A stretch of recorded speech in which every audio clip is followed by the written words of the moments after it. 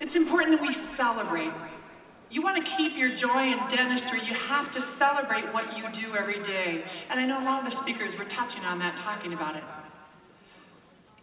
We forget what we do. We get lost in the routine. We get lost in the task versus what we actually are there for. It's so important we celebrate. Celebrate every day. And in order to do that, we can't be focused on the past. We have to learn from the past, but then move on. Some of us beat ourselves up over and over and over again. And yes, we have to have a plan for tomorrow, but right here, right now, this is the only time we can change. And this is the only space that we feel joy. So we have to celebrate and focus on what's going on. We have to find that joy in the journey and every day. There's so much to be thankful for. I love the dental industry. I remember starting in the early 80s. It was so amazing. I actually worked for a general dentist that was quite adventurous. He did a lot of dental implants, sagittal, blade, things that we probably wouldn't do now, right? But it was amazing to see people who were partially edentulous or totally edentulous, all of a sudden they have this beautiful smile. And as you're talking about, they no longer covered their face with their mouth, they would smile and greet and change, their attitude changed their life. I always joke, sometimes change their spouses, but you know, that wasn't our fault. That was up to them. I love this quote, worrying is using your imagination to create something you don't want. So stop worrying and take action. It's time we move forward. You want to change how you feel, you change your physiology. You want to have a more positive attitude, your physiology changes your psychology. It does. We are so powerful and we don't use it. We label our day, we say, I see people come in the office and go, I'm in a bad mood today. Great. You're going to be that way the whole day? Yeah. Here's the thing about it. You know how when if you've ever lost someone that you really care about or something tragic has happened in your life and you're just kind of going along in your day and all of a sudden you get this physical, emotional, this energy where you're like, ooh, that physical thing that hits you where you're out, oh, where did that come from? That lasts anywhere from 17 to 30 seconds. Anything after that is just you replaying over and over again why you should be in a bad mood or frustrated or angry or whatever. So when someone says I'm in a bad mood, I'm like, go, you got 30 seconds, right? It's time we took back control. When you start to go down that negative path, that negative Nellie road, and if your name's Nellie, I'm sorry, change it. We have body language that speaks to other people. We have body patterns that speak to us. If we're really stressed, we'll do consistent patterns that our body recognizes as a stress pattern and as a call for more stress hormones. When we start to feel stressed, we can change it instead of getting like uptight or wringing our hands or clenching. A lot of us night guard people in here probably. Clenching, all those things, we can change and we can start doing positive body patterns. So I'm going to teach you some positive body patterns. Are you ready? Okay, turn to someone and smile at them. Go ahead. Show teeth. You're in the business of teeth. Actually smile. Turn to somebody, give them a thumbs up. Give them a thumbs up. Thumb, I said. Thumb. Thumbs up.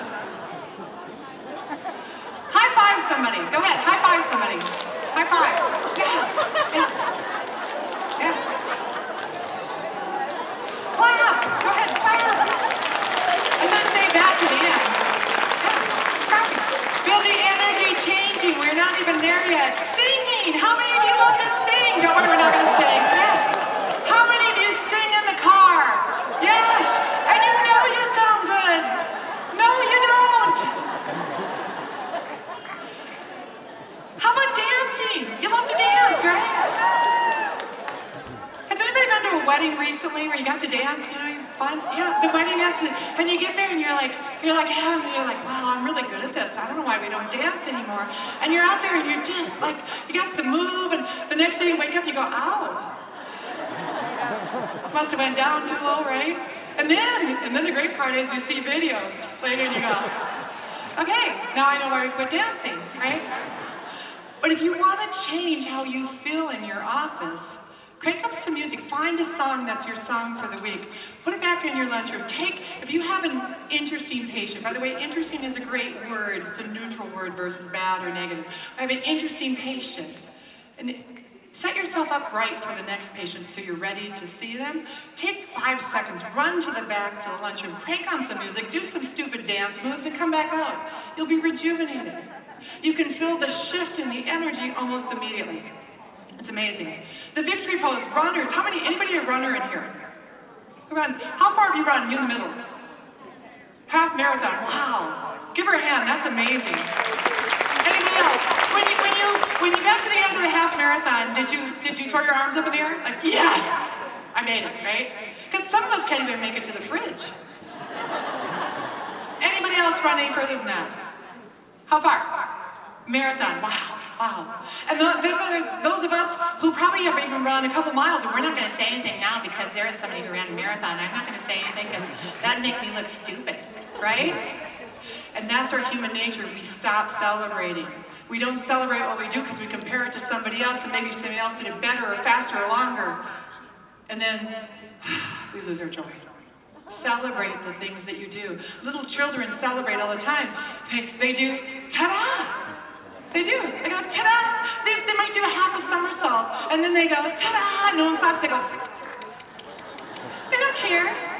But then we ruin them, and we make sure that they're appropriate. And they don't do that anymore. And then we start to worry what other people think. And then we stop doing all these things so that we all fit in. No one cares about you as much as they care about themselves. They're all worried about what you think about them. They don't even remember what you did.